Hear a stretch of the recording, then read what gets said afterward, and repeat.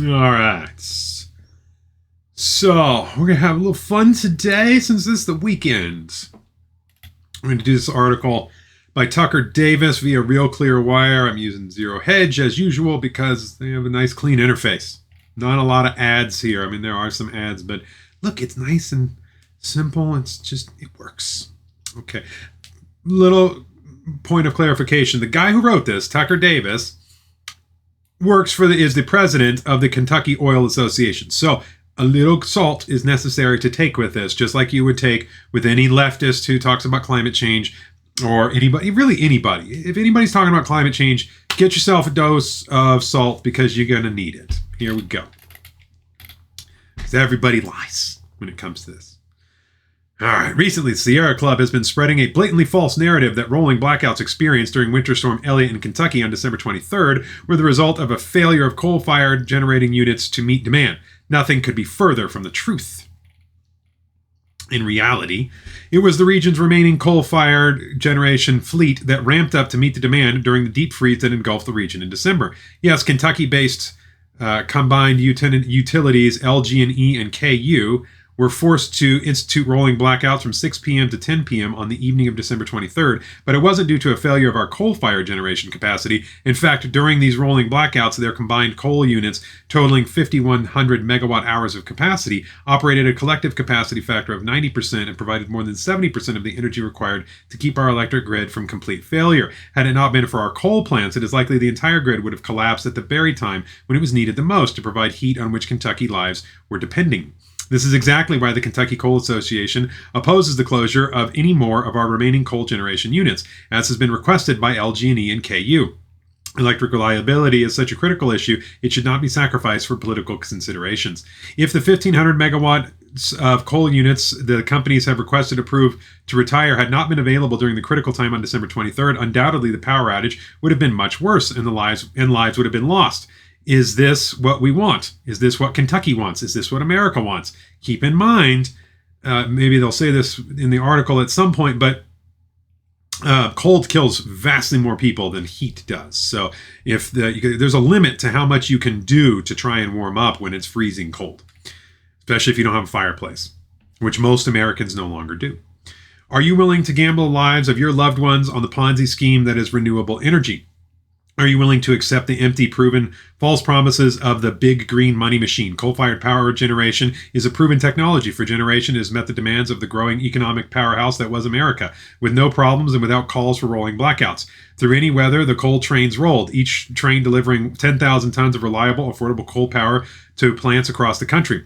The reality is simple and easy to see. Only when the Green Lobby and their friends in Washington begin their relentless assault on coal generation, closing thousands of megawatt hours of coal-fired power plants and replacing them with solar and wind generation, did these problems begin, and they got worse with each passing day.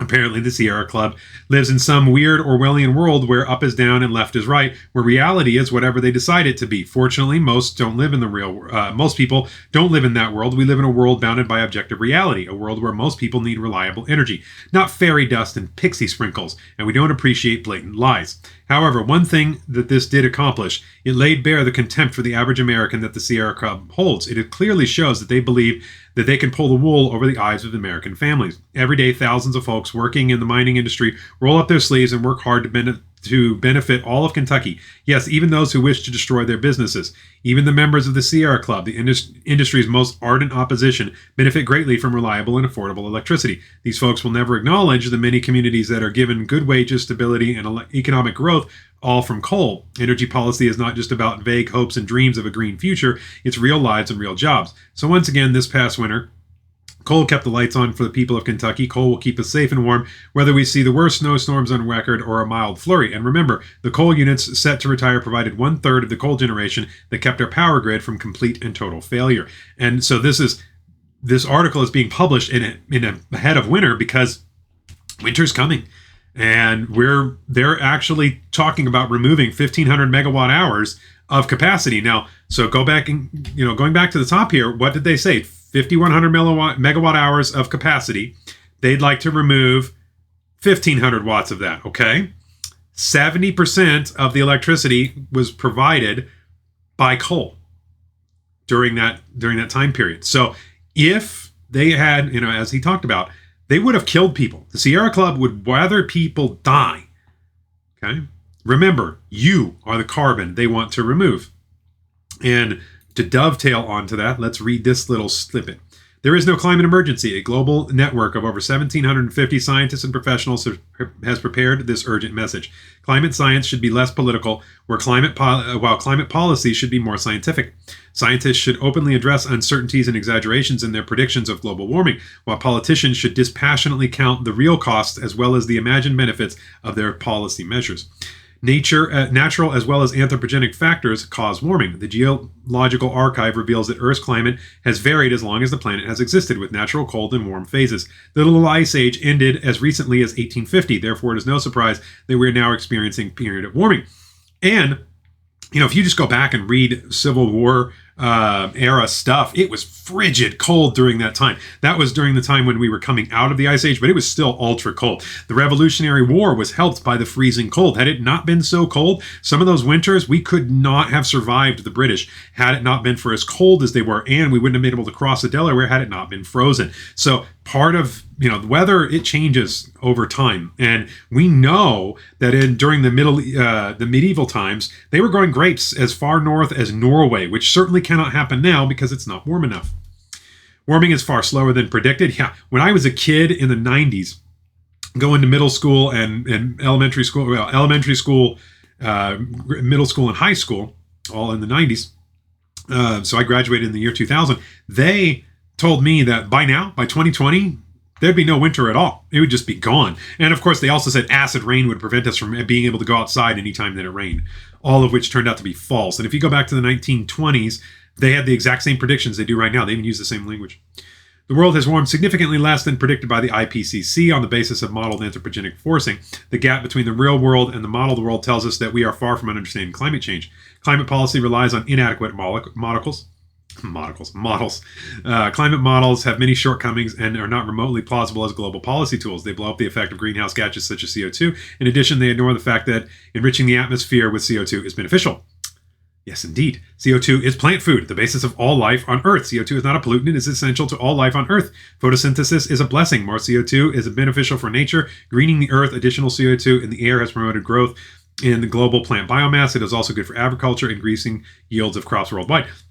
And I guess it's not going to say this, but, plants, they literally are carbon. That's how they grow. Why do you think plants turn black when they burn? Because they're carbon, just like us. And they literally take the carbon molecule out and use that to turn into them. That's how they grow. That's literally what they're doing. And so this idea that if you actually thought CO2 is bad for the planet, then this is what you would do. You would encourage everyone to keep their grass really tall. You would figure out which grass produces the most oxygen, which, by the way, grass produces more oxygen than trees do.